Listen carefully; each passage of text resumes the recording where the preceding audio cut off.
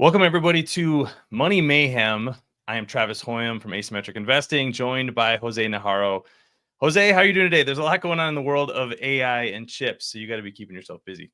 Yeah, pretty excited. I mean, it definitely seems like it's going to be at least a fun few weeks, maybe even months for the semiconductor market. Unfortunately, I mean, yesterday we had a great day in the semiconductor space. Today we're kind of following with a nice red day, though, Travis. So maybe I wish we were doing this live stream yesterday instead, so we could be cheering a little bit. Yeah, it'll be really interesting to see as we get more information. We've already got a couple of questions. One that came in from Framework Investment that I want to touch down based on something that you wrote. But the first thing that we wanted to talk about today is the news out from DeepSeek, and this is a Chinese AI company, model company that is open source. Now, Mhm. I think the right way to say it is, at least from our perspective, from an investment perspective, we're still kind of like understanding what in the world is going on with DeepSeek, what the implications are for the industry long term. But they are building models that are far cheaper than the models that companies like OpenAI have built.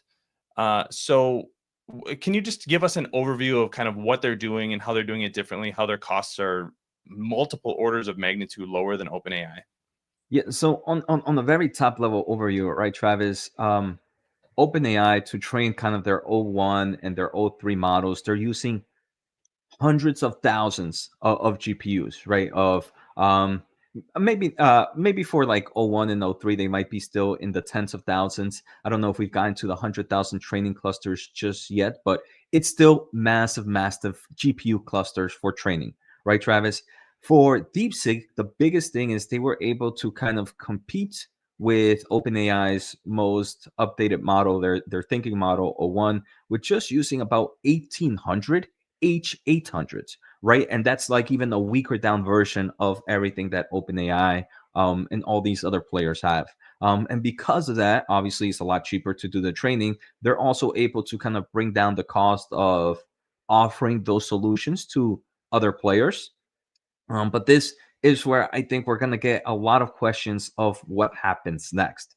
Right, Travis? One of the biggest questions for me is kind of like the AI diffusion rule, which is trying to create kind of a AI export that we got from the late administration, the Biden administration before they left. And one things that I'm thinking about is, sure, you can kind of come out with these models, but if we're treating Chinese models a little bit different from US models, just like we treat any other form of other product. Are rules like the AI diffusion going to prevent maybe big cloud players from allowing these models to go into the cloud? Which, if you're going to O1 and O3, you're going to need a lot of inference thinking, or like the DeepSeek version of it. You still need all that inference compute, and with 1,800 H800s, you can't really use that compute power for the inference to scale out dramatically. So I think that's the question of what's going to happen in the next, in I guess, in the next few months. Yeah, and so my understanding about the way that this works is, and I'm going to pull up a few quotes here. Stratechery has done some, from Ben Thompson, has done some really good work on this. But what DeepSeek is doing is, instead of building this pre-trained model the way that OpenAI is, and the way that Alphabet has done, and kind of the traditional method over the past couple of years, is they have actually taken mostly synthetic data and then created an AI that then goes through this reasoning framework and says, okay, this synthetic data that you created, so not data from, pulled from websites or videos or anything like that, but just data that is made from artificial intelligence. And then it says, create an answer. We'll tell you which one's the right answer. And then the AI learns based on that. So it's reinforcement learning with an AI teaching an AI. Mhm. And so the costs, I'm going to just give some of the numbers here because they're a little bit crazy. Um, the at least estimates for right now is this model cost about $5.6 million to create. So you're talking about similar performance to an OpenAI model that costs at the very least hundreds of millions, if not multiple billions of dollars to create. And this is one of the things we talked last week on the show about artificial intelligence going from this world where we're spending a ton of money on pre-training to basically spending a whole bunch of money on thinking. So the AI goes through and it goes down a bunch of different paths, and then it determines which one is the right path, and then maybe there's multiple of those chains in any given prompt that you put in. Mhm. Now we're talking about the model being trained in a similar way, but you don't have to have the same cost going in on the front end. And so I'm going to actually put an article out about this later today. I didn't have time to finish it before our show, but my thesis is this is AI's Napster moment. And that sounds a little bit crazy on the surface, but I'm going to just read how I'm starting this. It created a world of abundance in the music industry, forever changing the cost and accessibility users expected from the industry. Simultaneously, it destroyed the economic value in creating music in the first place. And that seems kind of like where we are with AI, where you have these companies like OpenAI raising billions and billions of dollars, having hundreds of billions of dollars in value. And then this tiny little model creator basically takes their outputs, says, we're going to use this to create a model that's just as good as yours at a tiny, tiny fraction of the cost. And we're just going to give it away. So you create abundance from a user perspective and an expectation that this shouldn't cost me anything and it should be free and freely accessible. But from a creator perspective, from the people who are actually doing the work to create these models in the first place, the foundational models, where in the world is the value? And this is this weird conundrum that I feel like we're sitting at. I know it's kind of a lot, but where are your general thoughts there? Because it seems like Yeah. these, we'll talk about Stargate in a little bit, but like, why in the world are we spending $500 billion on Stargate Yeah. if we can build a model for $5 million? Yeah, and I think that's where the biggest question lies, right, Travis? Because I would think it would be less questioning if it was only one big company spending this type of money, right, Travis? So we had kind of like OpenAI is spending these billions and millions of dollars on training model, but that's not the only player. You have XAI doing the same. You have Amazon, Anthropic. So why?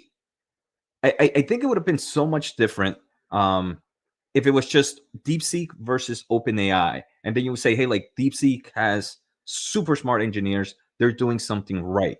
Now my question is it possible that all these other great engineering companies, Google, Anthropic, and all these other players were just so wrong? And if they were so wrong, why are they not shifting so quickly if it's something that can help them move at quick levels? So I think there has to be something behind that maybe we, from this top level overview, don't really understand at the moment. Yeah, this is going to be the economics behind this are going to be fascinating. I think Mhm. that's really the question to me. And the reason that it layers into both a lot of what you cover and then a lot of what I cover is somebody's got to pay for the chips. Mhm. I mean, Yeah. at the end of the day, there's a ton of demand for these chips. But and I don't know if you've looked at this, but my understanding is that the depreciation value or the depreciation rate on even like the H100s is just crazy high. So even just like weird accounting things that companies have done, I believe Google went from a 4-year depreciation cycle to a 5-year depreciation cycle. That increases your net income. It doesn't change your cash flow, but it increases your net income. Um, is that going to be appropriate in a world where maybe these chips are worthless in 2 years? Mhm. There's just so many strange outcomes that and we're talking about hundreds of billions of dollars. We'll get into Stargate in just a second. Anything you wanted to add there? And then we've got some questions that I want to get to, but anything you want to add there before we move on to our next topic? I would say if DeepSeek's model, and I actually was just watching podcast, Travis. Unfortunately, I didn't finish it before we started this episode. Is Dylan Patel, huge the lead analyst at Semi Analysis, actually just did a podcast yesterday. And some of the questions that were discussed were about DeepSeek.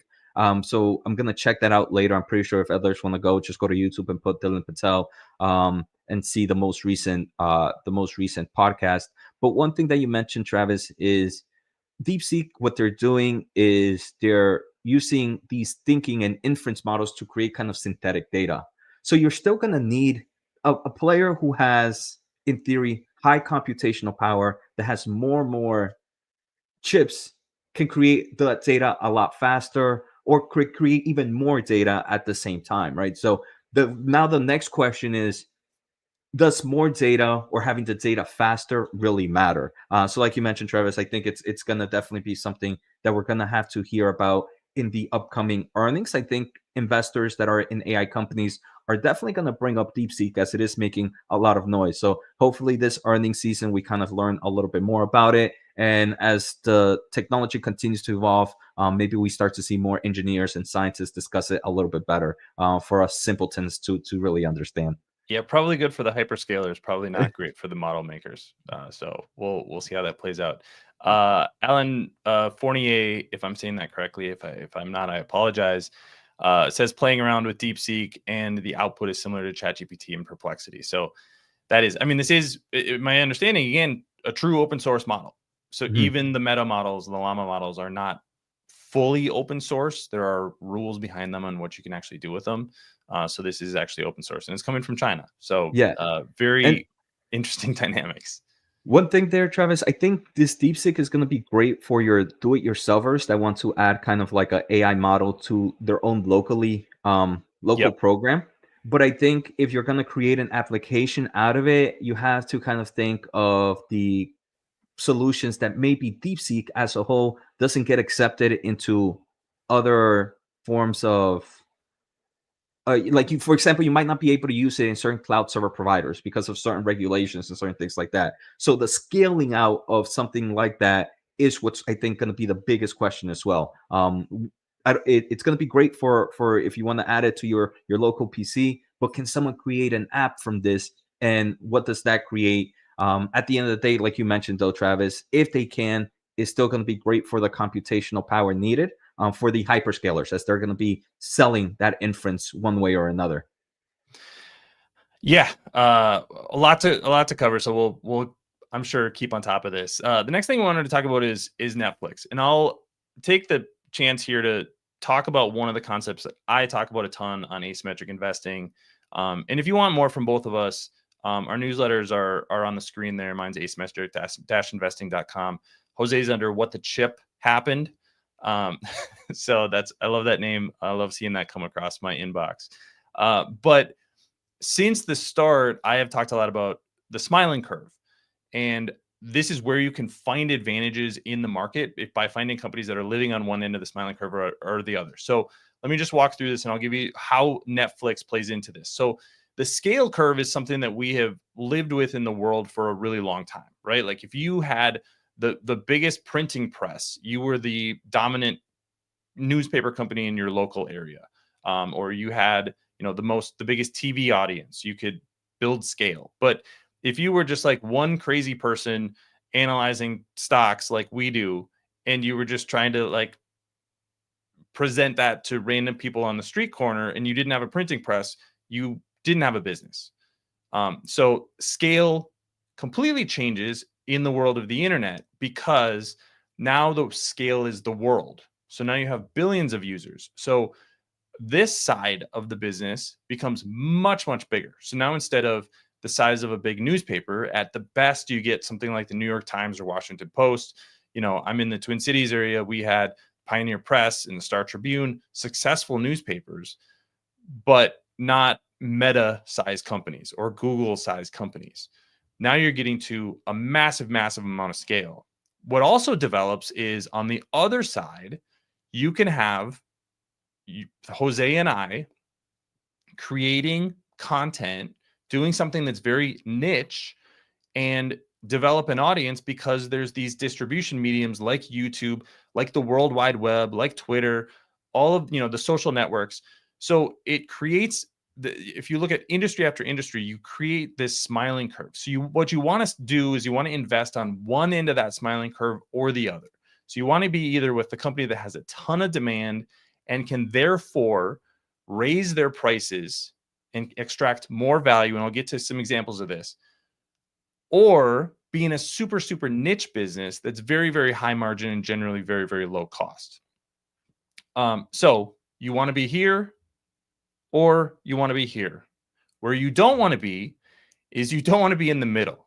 You don't want to be, this is why Twitter's economics are not very good. This is why Snap's economics are not very good. I mean, you could talk about the details of all these companies, but at the end of the day, if Meta has 5 times more users and advertisers want to go there first, and they have a better advertising platform, and they're making 4 times more revenue. Now suddenly they're making 20 times more revenue overall because they're making more revenue per user and they have way more users.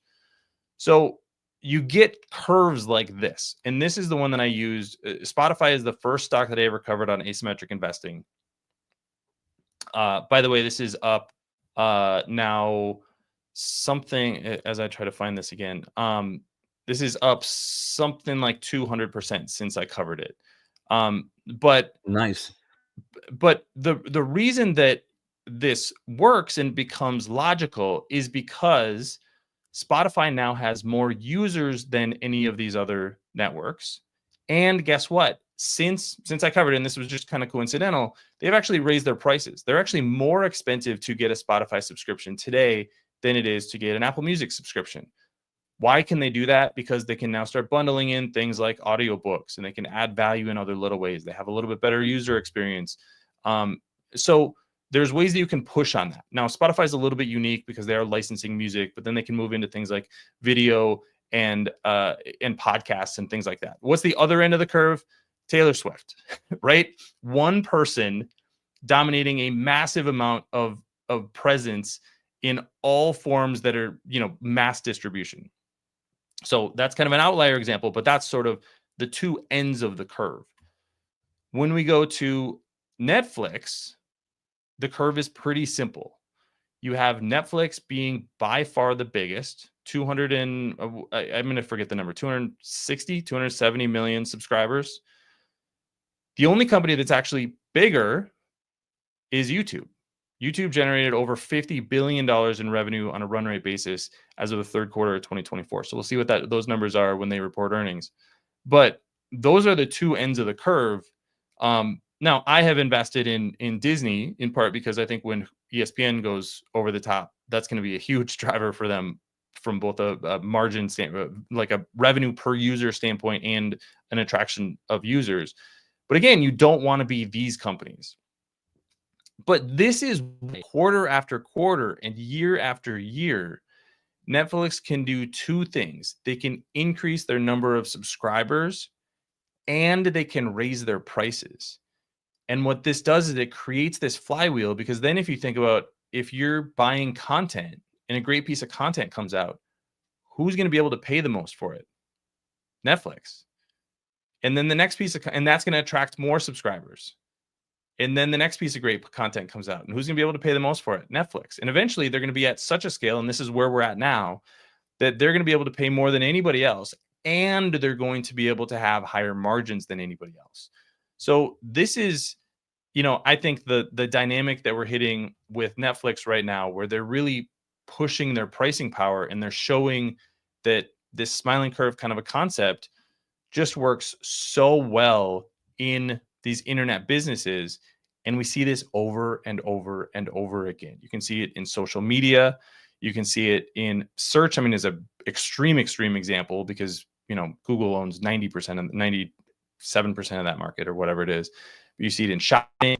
You see it over and over again. And so this is one of the, kind of concepts that I keep coming back to on asymmetric investing, because typically if you can find a company that lives on one of those ends of the smiling curve or is moving up the curve, then you're usually in a pretty good position from an investment perspective. So that's my lecture on the smiling curve, but one of my favorite topics because it plays out over and over again, and it's relatively predictable. Yeah, definitely, Travis. I mean, you gave us some great examples there when you can think about it in the music aspect, you can think about it in the streaming aspect, you can even think about it in the semiconductor aspect, right? You can be a player that just focuses on highly niche data center chips and be really profitable. You can focus on someone who provides maybe just for certain markets high volumes, or you can be like the analog players, which has just tons and tons of chips at very low margins, and maybe that's where you don't want to be, or the memory space in general, right? So you might not want to be there in that smiling curve. So I think you can put it into any type of market opportunity and see where in the smiling curve your company is. Yeah, and the big change is the internet changed this from being a very local dynamic where kind of the left side of that curve didn't often exist to now we're in a very, very global world. So that's just what kind of if you can look at almost every industry and over the last 20 years, that's a huge dynamic that's changed. Let's get to a couple of questions. I want to take one for you that came from investment framework investment on Twitter.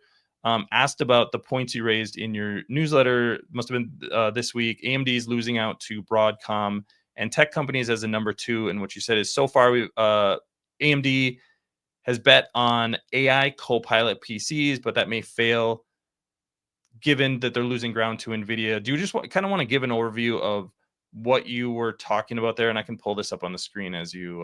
Yeah. So Travis, I saw that tweet. I don't think that's my newsletter. I don't know where that's coming from, but I Okay. definitely share certain points to it. So I don't know if he maybe might have or not sure who he or they she if it was more of an overview of my video topic. But maybe Gotcha. if you could pull it up, Travis, just so I can kind of get my thought process. Yeah.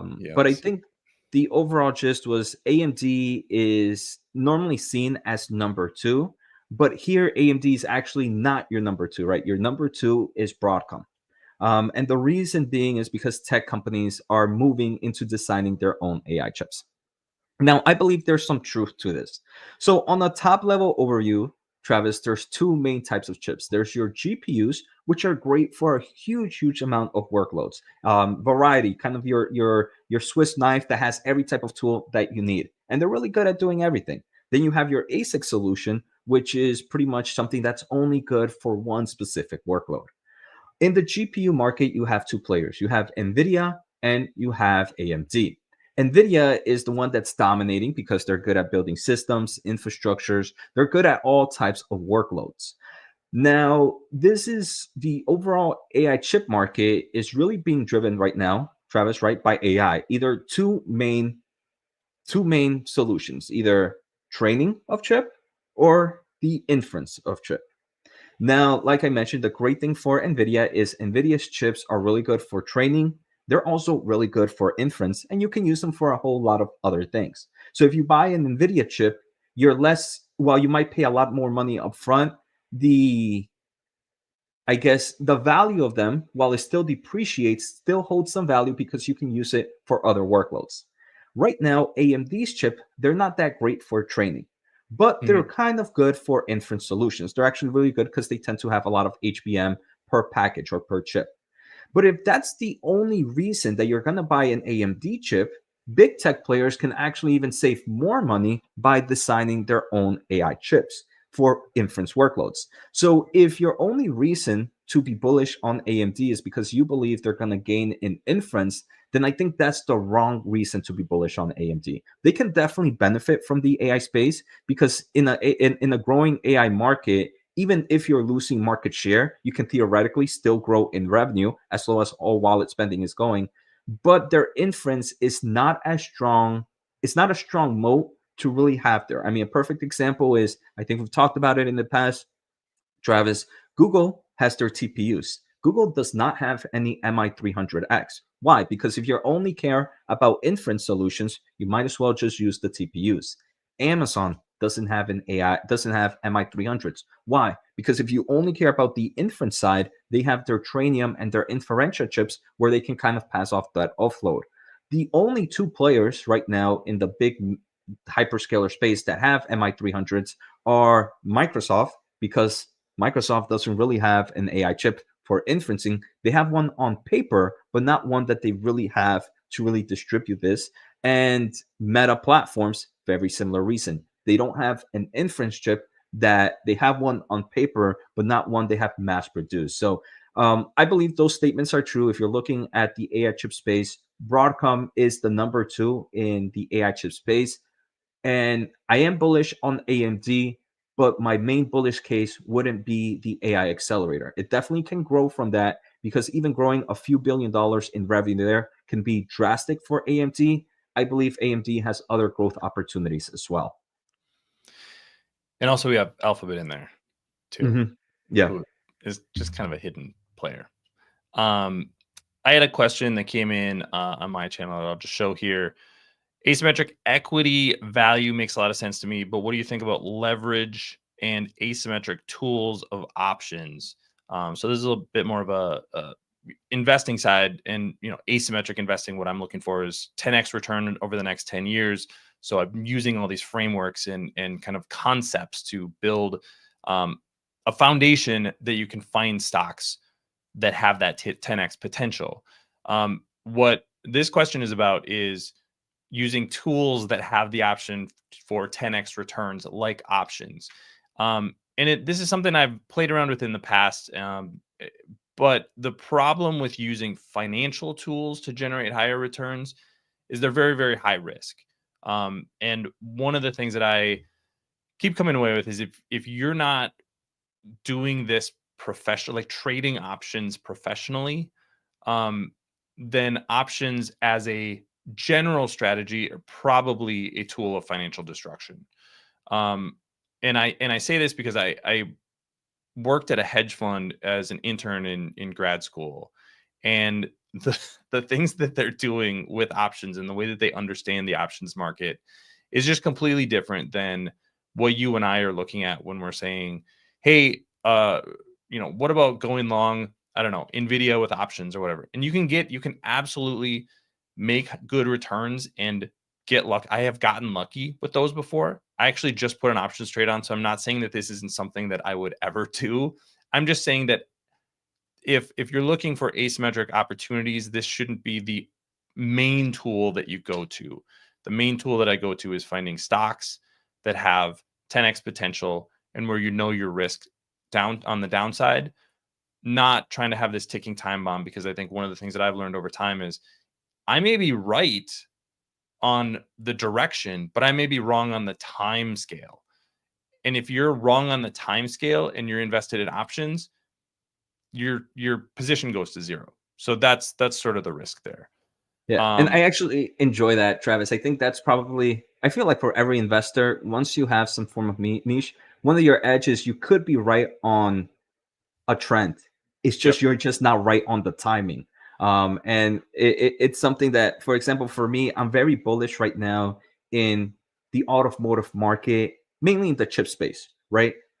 Obviously, right now we're kind of seeing that weakness in automotive space, but in the long term, I continue to see cars getting smarter, the future of autonomous driving, no matter who wins. So you're going to see more and more demand for chips in cars. So I'm investing in companies, but I just don't know when the turnaround story is going to happen. So I really wouldn't play options with those players because it can either be a few quarters, it could be even a year, maybe even longer than that. Yeah, good point. Any of the other questions? There's one from Jax here for you. I actually like that one. Yep. I Yeah, was going to why ask if don't you you go pull for it that? up. If you could just pull it up, so maybe the viewers, I don't have the opportunity. Yep. So Jax, great chat. Curious why Hynix rarely comes up versus Micron when you discussed investable options downstream of all committed capex. Is it because it's an international equity? For those that are not familiar, SK Hynix is the leader right now in HBM memory. They are the ones that are really providing memory for NVIDIA in all their AI chips. And the reason, I don't know if this question was for you or for me, Travis, but the reason I don't talk about SK Hynix is pretty much because it's very hard for my viewers and even myself to invest in it. It is kind of an international company, like mentioned, and the broker I use doesn't really trade it, or it doesn't make it as easy to trade it. Um, the Though they did just report earnings, Travis, last night, and they were really good. Unfortunately, the market, it did not meet expectations, but in forms of HBM, Travis, they saw huge growth this year. They just finished their fiscal year of 2024. They expect HBM revenue to grow over 100% in 2025. So obviously that kind of gives you some strong demand from their AI chip customers. It can either mean two things, right, Travis? It can mean one, more AI chips are going to be sold, but also you have that more memory per chip is also included. So they're growing. You can't really just say it's one or the other. It could be a mixture of both, of increase of AI chip revenue, AI chip volumes, but also the amount of memory per chip is increasing. The other thing they mentioned, Travis, is they're pretty much like Micron Technology sold out on HBM for 2025. And Mhm. by the first half of this year, within the next 2 quarters, they expect to have full visibility, nearly full visibility for 2026 already. And they're going to continue to increase capex on building capacity for HBM for the upcoming years. So, very similar to Micron, though, Travis. Last Micron reported earnings last month. They mentioned that HBM is strong, but the consumer market is still weak. Mhm. And that's very similar what's happening with SK Hynix. They just mirror that. And that's very true, as the PC cycle, the AI phone cycle is taking a lot longer to materialize. But we do have kind of some tailwinds pushing that up for the second half of this year.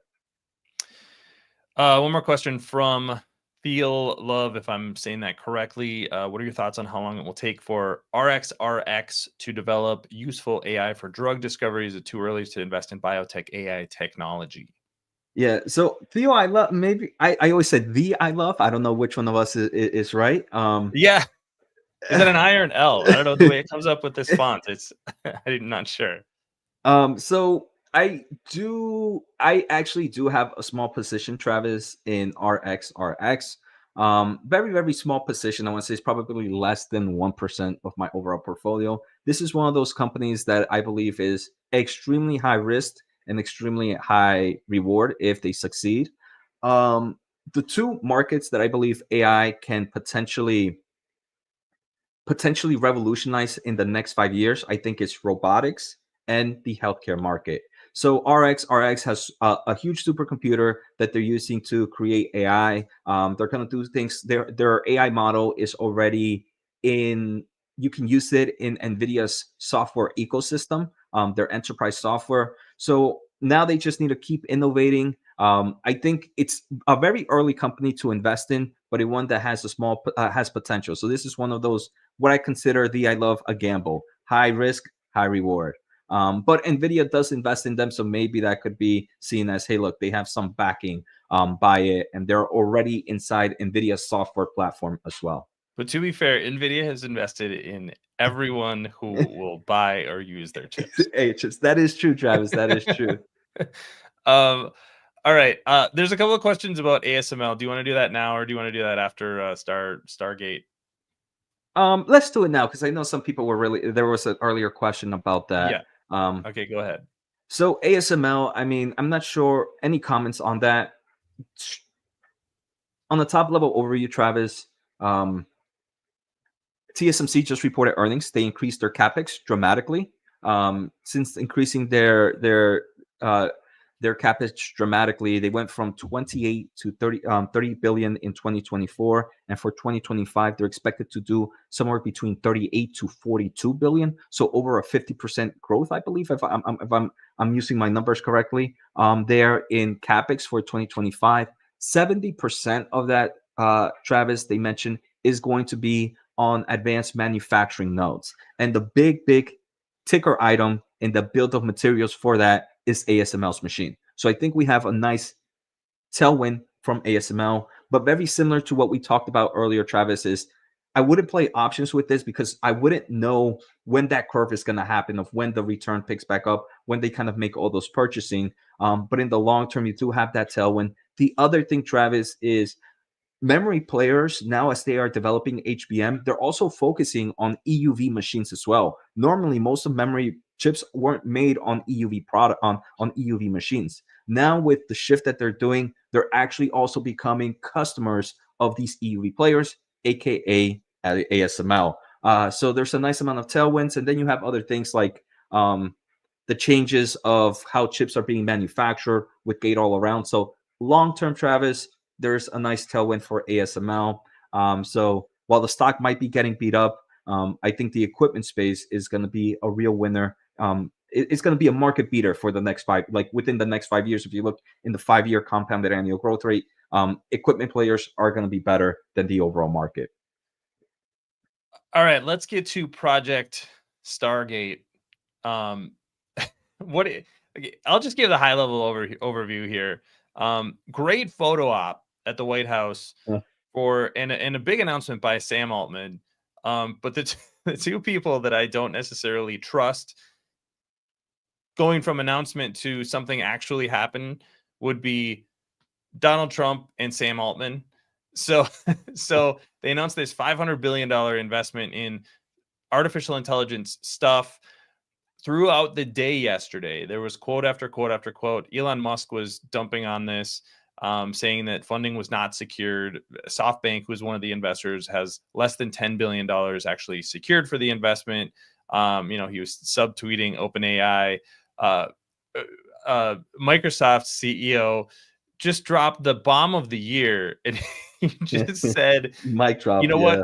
what? Satya Nadella, we're going to invest $80 billion in capex. I'm good for my 80 billion." And he basically just said, we're not putting anything more into this. Like, this was already happening.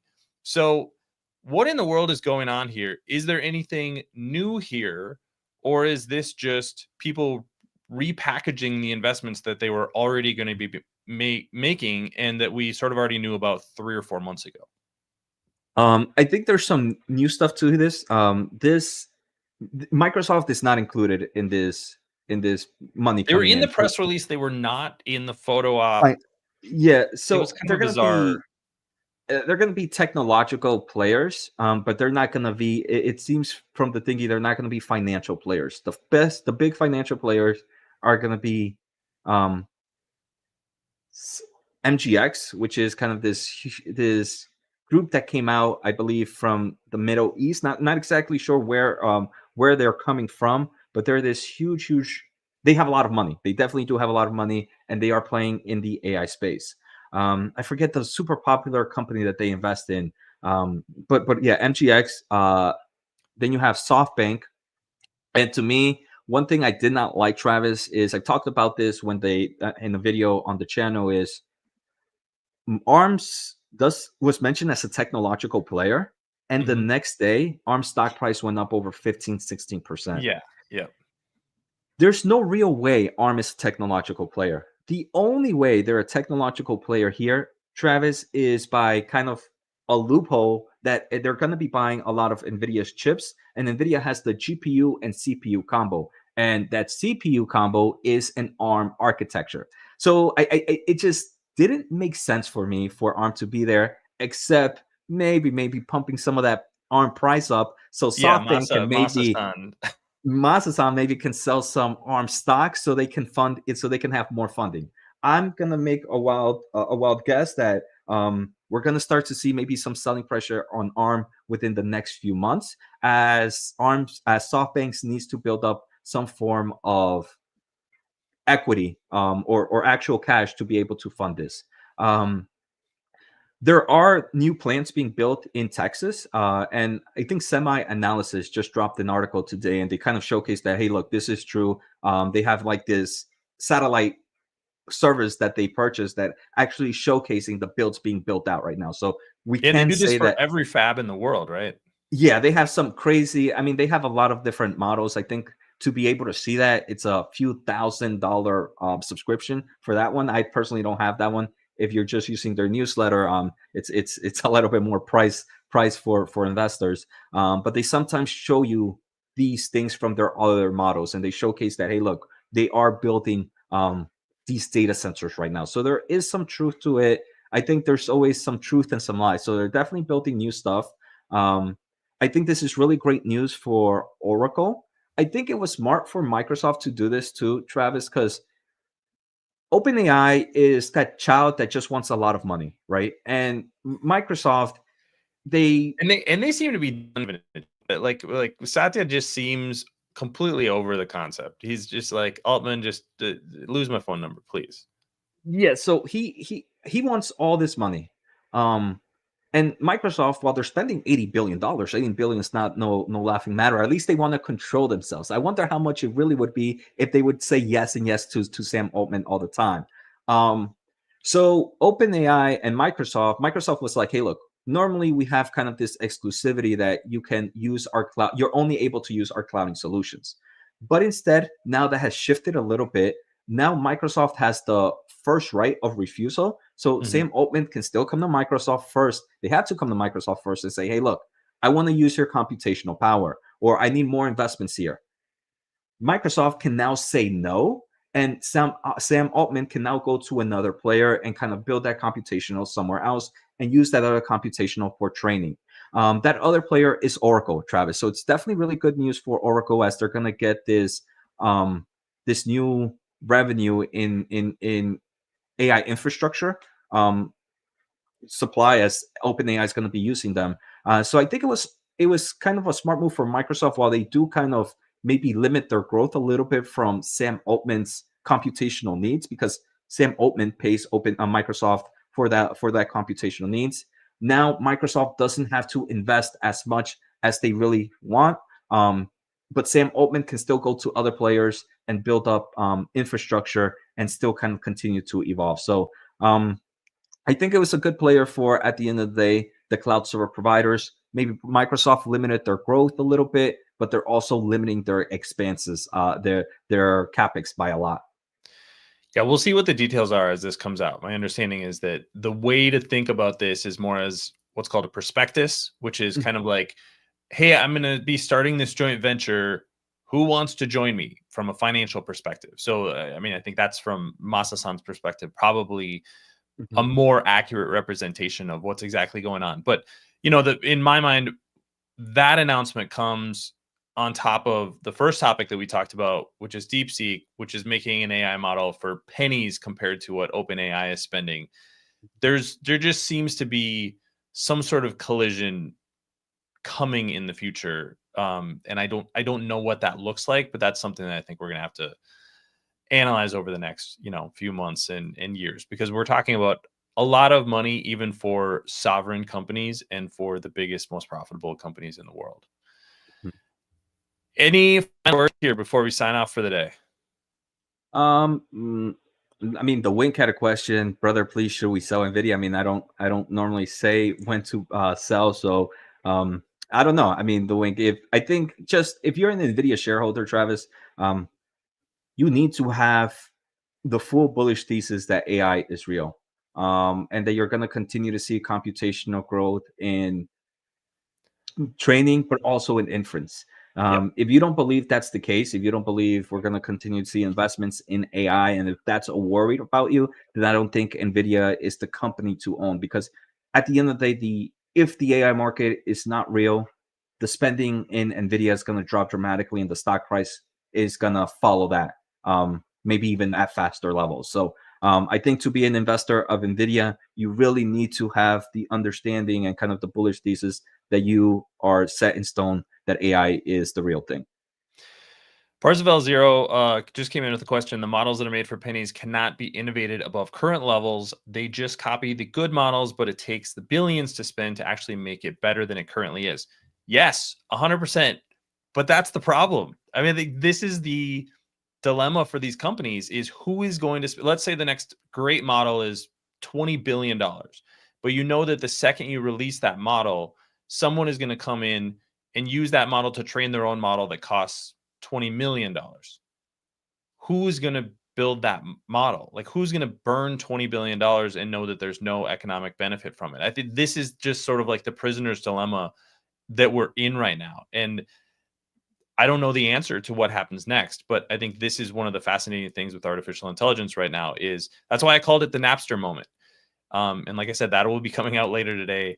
So if you want to read that, sign up for asymmetric investing. But um, Napster made music more available, but it killed the economics of the industry that actually produced the music.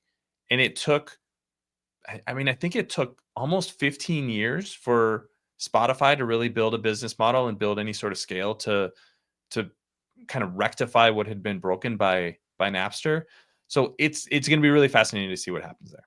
Mm, definitely. And I think at the end of the day, Travis, is gonna definitely be I think we're gonna start seeing a world where inference is gonna be a bigger topic to discuss. Yeah. Because and another question, Travis, in the AI space is like, at what point do us as humans stop caring about the next generation of model? Like, Yeah. I think already, like, O1, people say, hey, look, it's amazing, but it's only amazing, it's really really amazing and and it blows your mind if you're using it to the full extent.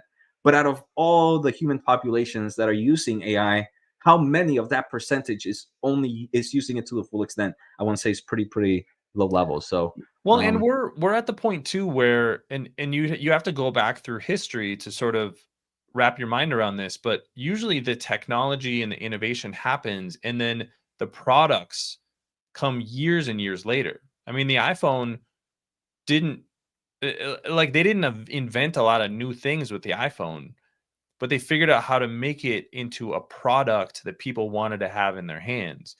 Most of the infrastructure for the internet, the way that I use the internet today is very similar to how I used it in college when I had a T1 line. Like it was magical going from a dial up to being able to download Napster and get songs in a few seconds. Um, it took another 20 years for that to go from being available at universities to being available at home. So you're totally right that the models that we have today are probably good enough to do a lot of the things that people will want to use AI for in the future, but we haven't figured out those products yet. And we're yeah. iterating. I think we're starting to move in that direction, but I don't think we've had a whole lot of, maybe people use ChatGPT, some people use Gemini. Those are kind of iterations on things that already existed, but what's the new thing? And I don't think we've fully answered that yet. Yeah. So, and I think 2025 hopefully is a year where maybe we start to see what this real AI agents are. Maybe that could be one of the models that comes out from it. Could be. So like I said, Travis, it's definitely going to be an interesting year. All right. Thanks everybody for watching. Don't forget to follow both of our channels on YouTube. We're also on Twitter as well. And then, of course, our newsletters. You can start with both those for free. And then I've got a premium site as well. I'll be coming out in about a week or so with my buys for February for my asymmetric portfolio. So check those out. Thanks for watching. And we will be back next week, either same time, same day, possibly Friday. We'll figure that out and let everybody know on Twitter and YouTube as well. Thank you. Appreciate it, Travis, and appreciate all the viewers. Hopefully see you again next week. All right. Have a good one.